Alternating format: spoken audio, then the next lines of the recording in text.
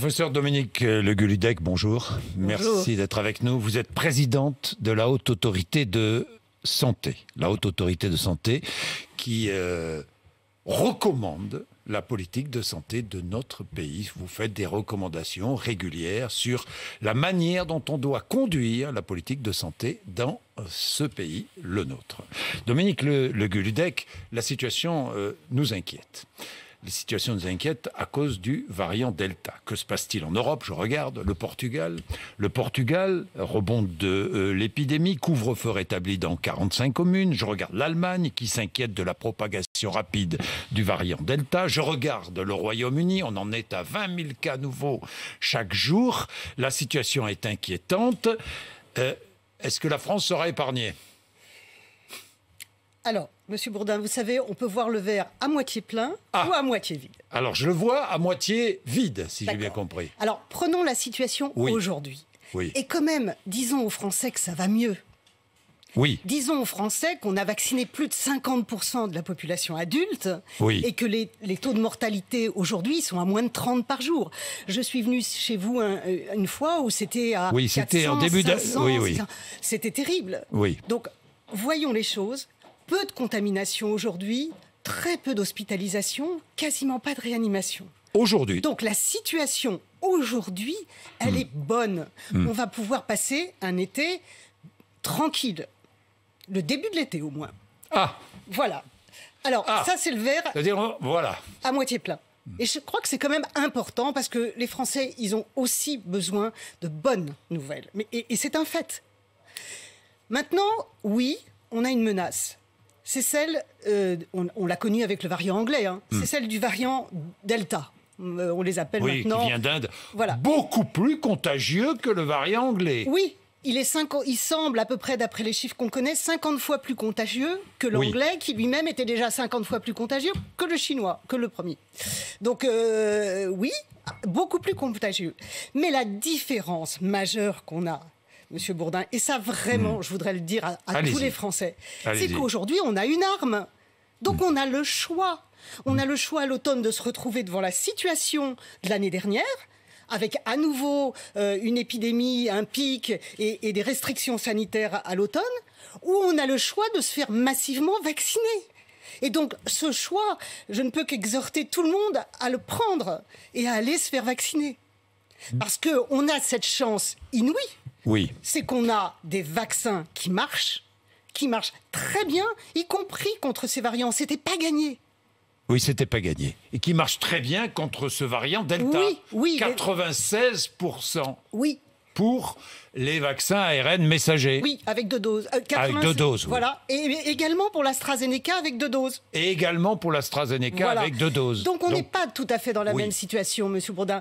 Oui, on est au calme, d'abord. Oui, on est au calme. Aujourd'hui, début juillet, 2 juillet. Oui, on a une menace, mais on a une arme contre cette menace. Sauf qu'on a une rentrée à assurer, une rentrée sociale, une rentrée économique, une rentrée scolaire à assurer dans de bonnes conditions. Et que personne n'a envie de revivre ce que nous avons vécu ces derniers mois. Je suis bien d'accord avec vous.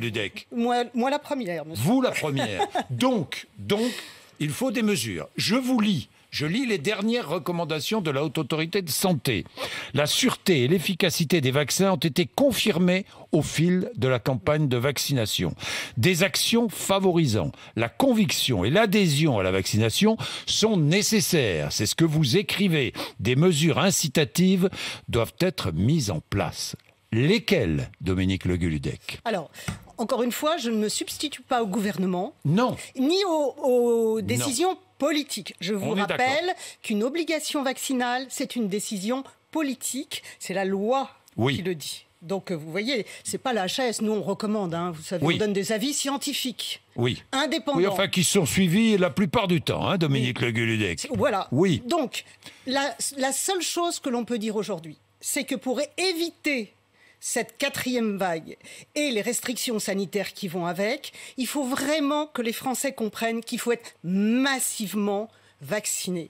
et qu'il n'y ait pas de poche parce que de circulation virale qui reste. Donc ça veut dire quoi? Ça veut dire deux choses. Ça veut dire qu'il faut aller chercher encore les fragiles, les gens qui risquent de faire des formes sévères, les plus âgés, les gens précaires, loin du système de santé. Il y en a encore 20% là qu'il faut absolument aller chercher. Et tout est bon. Et le gouvernement met plein de choses en place actuellement, les cars ambulants pour aller vacciner sur les plages. Il faut que les employeurs des employés saisonniers encouragent à la vaccination. Voilà, tout est bon pour aller chercher. Et puis, il faut que le reste, les gens jeunes, en bonne santé, qui croient qu'ils ne peuvent pas faire de forme sévère, aillent se vacciner. Pourquoi ? Parce que d'abord, ce variant-là est beaucoup plus contagieux. Donc le nombre de contaminations sera très grand s'ils ne sont pas vaccinés. Et deuxièmement, parce qu'un petit pourcentage d'un grand nombre, ça fait encore plein de malades au bout. Et ça fait encore la saturation des hôpitaux. Et donc, ça fait à nouveau des restrictions sanitaires. Donc, tous ces jeunes qui se croient à l'abri, eh bien non, ils ne sont pas. Ils sont peut-être à l'abri d'une forme sévère, et encore jusqu'au jour où un variant sera beaucoup plus méchant. Mais surtout, ils ne sont pas à l'abri de revivre tout ce qu'ils ont vécu et dont ils ont beaucoup souffert. Oui, mais justement, vous venez de dire quelque chose d'intéressant, Dominique Le Gueludec. Justement, certains disent « Oui, d'accord, je vais me faire vacciner. D'accord, je me fais vacciner, mais dans un an, je serai obligé d'être vacciné à nouveau. Parce que combien de temps dure l'efficacité d'un vaccin ? Vous savez, l'AHS, même si ses avis sont suivis, elle ne lit pas dans le marc de café. Oui, et, ça, comme vous avez pu voir, nous évoluons et nos avis changent au fur et à mesure des connaissances. Aujourd'hui, je ne peux pas savoir comment sera la protection dans un an. Par contre, nos experts peuvent dire, voilà, là, la protection est excellente depuis le début de la vaccination. Oui. Et on est sur une pente qui dit que voilà, on ne sait pas si et quand il y aura besoin d'une troisième dose. C'est possible. Oui. Et alors, on fera une troisième dose. On est un des pays au monde qui a la chance d'en avoir. Alors, je reprends ce que vous dites à la Haute Autorité de Santé. Des actions favorisant la conviction et l'adhésion à la vaccination sont nécessaires. Je vous posais la question, lesquelles ? Eh bien, je lis encore, la vaccination des professionnels de santé et de ceux qui sont notamment en contact avec des personnes vulnérables revêt un enjeu éthique autant que de santé publique. C'est ce que vous écrivez. Oui, je crois qu'il faut que les soignants entendent qu'ils ont un rôle particulier dans la transmission de ce virus, de l'épidémie, et donc qu'ils en tirent les conséquences et qu'ils aillent encore plus massivement se faire vacciner. Une loi est en préparation pour obliger ces personnels à la vaccination. Personnel des hôpitaux, personnel des EHPAD, je ne sais pas moi, infirmières libéraux, aides à domicile, insuffisamment vaccinés. Est-ce qu'il faut rendre obligatoire cette vaccination ? Alors, nous l'avons dit, nous l'avons écrit, il y avait déjà en novembre, on avait donné les conditions pour lesquelles l'obligation serait licite. C'était d'avoir des vaccins sûrs, efficaces, et en particulier contre la transmission. À l'époque, on ne le savait pas. C'était d'avoir suffisamment de doses pour vacciner tout le monde. Oui. Et puis, c'était que la situation épidémique le requiert. Et en effet, on est en train de réunir toutes ces conditions. Mais je voudrais quand même dire quelque chose. Est-ce que vous recommandez l'obligation vaccinale ? Je voudrais dire quelque chose. Allez-y. Encore une fois, on l'a écrit. On a sorti un avis, on l'a écrit. Donc, vous recommandez l'obligation vaccinale ? On reste, je vais vous dire, on reste désolé d'arriver à l'obligation vaccinale. On a toujours pensé qu'il valait mieux convaincre. Et d'ailleurs, je pense que si la loi, demain, dit qu'il faut vacciner les soignants, et pas que les soignants, tous les gens qui s'occupent de personnes fragiles, sociales, médico-sociales, établissements de santé, etc. C'est pour ça que je parlais des aides à domicile. Tout le monde, si la loi le dit demain, ça n'exonère pas d'essayer de convaincre et d'expliquer, Monsieur Bourdin. Parallèlement. Voilà, ça n'exonère pas. Et deuxièmement, il faudra derrière se poser la question des autres personnes en contact avec les Français. Alors, justement, parce que je lis de près vos recommandations, Dominique Le Gueludec, donc l'obligation vaccinale, vous ne vous y opposez pas ? J'ai bien compris cela. Aujourd'hui, vous dites les conditions sont réunies pour imposer une obligation vaccinale. Donc, la Haute Autorité de Santé ne s'y oppose pas. Et même, vous dites, si la couverture vaccinale progresse insuffisamment. Il faudra peut-être rendre la vaccination obligatoire pour toute la population. Eh bien, c'est un fait. Vous savez, il n'est pas question de stigmatiser les soignants qui ont quand même beaucoup donné dans cette crise. Hein. Et moi, je me refuse à leur donner aujourd'hui tous les torts. C'est pas vrai. Oui. Je pense que la contamination, ce qu'on cherche, c'est à casser les clusters, c'est à casser la contamination. Ils ont une part importante, un rôle important dedans, mais ils sont loin d'être les seuls. Donc, le meilleur moyen de ne pas stigmatiser les soignants ou d'autres catégories de population, ce serait de rendre la vaccination obligatoire pour tout le monde, les plus de 12 ans. Ce que nous disons, c'est qu'en fonction de la situation épidémique, de ce qui va se passer, en fonction du taux de vaccination qu'on a atteint, eh bien, il faudra l'envisager. Ce qui me fait penser que peut-être ce ne sera pas nécessaire. D'abord, ce ne serait pas une première. Hein. Quand vous allez voyager dans certains pays, vous êtes vacciné contre la fièvre jaune. Franchement, je vous pose la question. Est-ce que ça vous choquerait qu'on rende la vaccination obligatoire pour tout le monde, tous les plus de 12 ans? Je finis ma phrase. Oui. D'abord, des vaccinations obligatoires, il y en a quand vous voyagez. Deuxièmement, même pour les soignants, hein, l'hépatite C, voilà.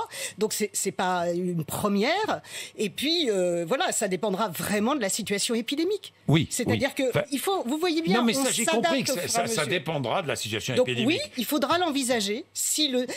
Là, actuellement, ces jours-ci, j'ai l'impression que ça repart. C'est-à-dire qu'on a regardé les chiffres de rendez-vous pris pour une première dose. Après, ça repart timidement. J'ai regardé aussi les chiffres, c'est timide. Oui, mais écoutez, les Français, ils ont quand même fait preuve de beaucoup de bon sens pendant cette crise. Hein. Ils râlent beaucoup, mais... Finalement, les mesures barrières, le vaccin, etc., ils ont fait. Ils se sont comportés de façon responsable. En cours d'été, on fera le point, mais vous ne seriez pas choqué si l'on rendait la vaccination obligatoire pour tout le monde. C'est ce que la Haute Autorité a écrit pas plus tard qu'hier. Pas plus tard qu'hier. Donc, pourquoi pas Alors, il y a un autre problème, c'est la rentrée scolaire. Et les enfants.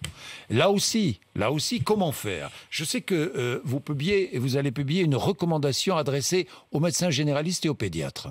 Alors, là, ce que nous allons publier la semaine prochaine, c'est une réponse rapide, c'est alerter les médecins généralistes et les pédiatres sur un syndrome un peu particulier que font les enfants, qui est un syndrome inflammatoire de tous les organes, qui est rare, mais qui est très sévère. Et qui nécessite une hospitalisation rapide. Et donc, nous voulons les alerter sur cette possibilité, parce que ce qui est piège, c'est que ça peut survenir quelques semaines après un Covid passé inaperçu.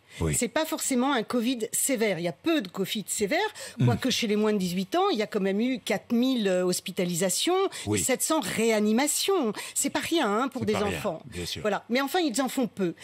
Et par contre, dans les semaines qui suivent, ils peuvent avoir ce syndrome qui nécessite de réagir très vite. Donc nous alertons les généralistes, les pédiatres. Ce sont des enfants qui sont touchés par le Covid, rien à voir avec la vaccination. Alors, c'est des enfants qui sont touchés par le Covid, qui ont été en contact avec le SARS-CoV-2 dans les semaines qui précédaient. Bien, je vais revenir sur les enfants, sur la rentrée scolaire, mais j'ai vu que le Sénat, je reviens sur la vaccination obligatoire, le Sénat va vous saisir pour connaître votre avis sur la mise en place d'une obligation vaccinale pour les 24-59 ans. Intéressant, les 24-59 ans. C'est cette population-là qui n'est pas vaccinée majoritairement. Qu'allez-vous répondre? Alors, d'abord, vous savez, c'est pas Dominique Le Guilludet qui répond. Non, mais d'accord. C'est la Haute Autorité de Santé avec des méthodes, je vous le dis à chaque fois, des méthodes très strictes qui font que nos avis sont légitimes. Et je crois que c'est le contraire d'une opinion. Et c'est pour ça que je vous donne jamais Est-ce qu'il serait bon de rendre obligatoire la vaccination pour une catégorie de Français? Eh bien, écoutez, je pense que nous l'étudierons si nous sommes saisis. Alors, je ne sais pas si le Sénat peut nous saisir, je le regarderai. Oui, mais c'est ce que j'ai lu. Mais en tout cas, si nous sommes saisis sur cette question, nous l'étudierons et nous constituerons, comme d'habitude, des groupes de travail. Nous étudierons la situation épidémique et évidemment, si besoin était, nous donnerons des avis. Alors, la rentrée scolaire, imaginons que le variant Delta soit majoritaire, il le sera fin août, et qu'il y ait une poussée. Que faisons-nous? Contrôle systématique, école, collège, lycée, vaccination? Alors, des enfants? La vaccination des enfants, ce que je veux dire, c'est que durant l'été, nous allons avoir très probablement certains vaccins, et en particulier ARN, qui auront probablement une autorisation de mise sur le marché, ou pas, hein, le dossier est en train d'être étudié, chez les enfants. Donc déjà, nous les enfants, quel âge? Ben là, à partir de 12 ans, ils peuvent être vaccinés déjà. À partir de 12 ans, ils peuvent être vaccinés. Donc moins de 12 ans. Moins de 12 ans. Moins de 12 ans, voilà. Cet été, nous saurons si on peut les vacciner ARN messager ou pas. Nous saurons si on peut. Après, il faudra regarder si on doit. Oui. Mais déjà, on a quand même les 12-18 là, sur lesquels on peut, et nous, on a dit, on doit. Alors, on doit pourquoi? Enfin, on recommande. Oui. On recommande pourquoi? Parce que même s'ils font peu de formes sévères, d'abord, il y a ces syndromes un peu particuliers qui semblent pas très, très agréables. Et deuxièmement, on l'appelle ça le PIMS, le syndrome inflammatoire multiviscéral. Et deuxièmement... nos gamins, ils n'ont plus besoin qu'on ferme des classes, quoi. Je veux dire, il faut qu'ils mènent une vie normale. Il y a les aspects psychologiques qui sont majeurs pour eux. Alors, on a les armes. La vaccination, aujourd'hui, on ne l'a pas, mais on a d'autres armes. On a les tests, quand même. Oui, alors on a les tests. J'allais y venir. Les tests, ça pose problème. Les tests sont gratuits en France et certains en profitent pour utiliser ces tests très fréquemment pour éviter d'être vaccinés. Est-ce qu'il faut les rendre payants? Alors, j'ai vu que le gouvernement s'interrogeait sur la question. Oui. La HAS n'a pas été saisie sur cette question et c'est une question très opérationnelle et voilà, donc je ne pense pas que nous serons saisis. Je dis qu'il faut là encore que les Français soient raisonnables et comprennent que l'important c'est de se faire tester. C'est-à-dire certains refusent la vaccination pour bénéficier de tests qui, à volonté, payés par la collectivité. Je ne peux pas dire... Est-ce acceptable? Je ne peux pas dire mieux que pour beaucoup de raisons, même au-delà de celle-là, il faut que tout le monde se fasse vacciner. Je veux dire, il y a cette raison-là peut-être, mais il y en a beaucoup d'autres, dont celle que je vous disais. Sinon, on est bon pour des mesures de restriction sanitaire à l'automne. Et je remarque que les autotests ne se vendent pas. Pourquoi? Enfin, ils ne se vendent pas. Pourquoi? Parce qu'ils sont payants. Oui, il y a des gens aussi qui n'aiment pas trop se mettre tout seul l'embout dans le nez. Disons que les autotests, c'était une arme de plus. Ce que nous disons, c'est que quand il y a besoin, c'est-à-dire quand vous pensez être au cas contact, quand vous avez des symptômes, quand vous allez voir des gens fragiles, il faut se faire tester. Donc, tous les moyens sont bons. Vous préférez aller chez votre pharmacien, allez-y. Les autotests, c'est quand même bien facile et bien pratique. Est-ce que vous imaginez à la rentrée une population vaccinée qui ne serait pas confinée et une population non vaccinée qui serait confinée? Comment est-ce envisageable? Ça veut dire que les règles seront pour tout le monde et que tout le monde subira la non-vaccination de certains. Dominique Le Guludec, je voudrais vous parler, pour terminer, il nous reste 2-3 minutes, des traitements, des médicaments, traitements contre le Covid. Je crois savoir qu'il y a un traitement qui s'appelle le Molnupiravir, c'est cela? Oui. Molnupiravir, qui est actuellement testé, résultat phase 3 à l'automne. Qu'est-ce que ce médicament? Alors, ce n'est pas un anticorps comme ceux qu'on a vus, c'est un nouveau médicament spécifique. Vous savez que jusqu'ici, la seule arme efficace, ça a été les corticoïdes, essentiellement, un petit peu des cocktails d'anticorps, mais enfin bon, les corticoïdes marchent très bien pour... quand il y a des formes graves. Voilà, pour éviter des formes graves, enfin en tout cas pour éviter les décès. Des décès, voilà. Là, mais nous n'avons pas vu arriver jusqu'à présent de molécules vraiment spécifiques pour lutter contre... aucune. Là, celle-ci... Alors, nous verrons si elle est efficace. Aujourd'hui, je ne peux pas vous le dire, mais nous commençons à voir arriver des médicaments qui vont lutter spécifiquement contre ce virus. Et donc, je pense que les Français qui ont vraiment, et je le dis d'autant plus volontiers que notre ministre de la Santé va annoncer encore une amélioration de l'accès aux médicaments. C'est-à-dire que nous aurons accès à ces médicaments avant même l'autorisation de mise sur le marché. Comme toutes les innovations pour des maladies sévères. Aujourd'hui, les Français ont accès, avant même l'autorisation de mise sur le marché, à toutes les innovations, dès lors qu'il s'agit de maladies sévères et qu'il n'y a pas d'alternative. Donc Covid, s'il y a un médicament nouveau qui paraît efficace, nous aurons accès à ce médicament avant même l'autorisation de mise sur le marché. Oui, s'il y a de bonnes présomptions, et seulement des présomptions, vous voyez, d'efficacité, eh bien oui, les Français auront accès, et c'est pris en charge par la Sécurité sociale, à ce type de médicaments, ce qui est le cas pour tous les les médicaments innovants en France. Et je crois que les Français ne le savent pas assez. Ils bénéficient de cet avantage extrêmement important par rapport à tous les pays du monde. Ça veut dire quoi? Que les Français ne savent pas assez tous les avantages dont ils bénéficient? Franchement. Je crois qu'ils ne se rendent pas toujours compte que notre pays, quand même, sur le système de santé, leur offre vraiment beaucoup d'avantages. Beaucoup d'avantages. Et puis ces médicaments pourraient permettre à des personnes qui ne peuvent pas être vaccinées, parce que ça existe. Ça existe, de lutter contre le Covid. Il y a d'une part des personnes qui ne peuvent pas être vaccinées et il y a malheureusement des personnes avec des systèmes immunitaires déficients qui répondent mal à la vaccination. Donc évidemment, avoir des armes pour lutter contre les formes sévères chez ces gens-là, c'est primordial. Dominique Le Gueludec, merci d'être venu nous voir ce matin. Je rappelle que vous êtes présidente de la Haute Autorité de Santé. Vous étiez sur RMC et sur BFM TV. Il est 8h54.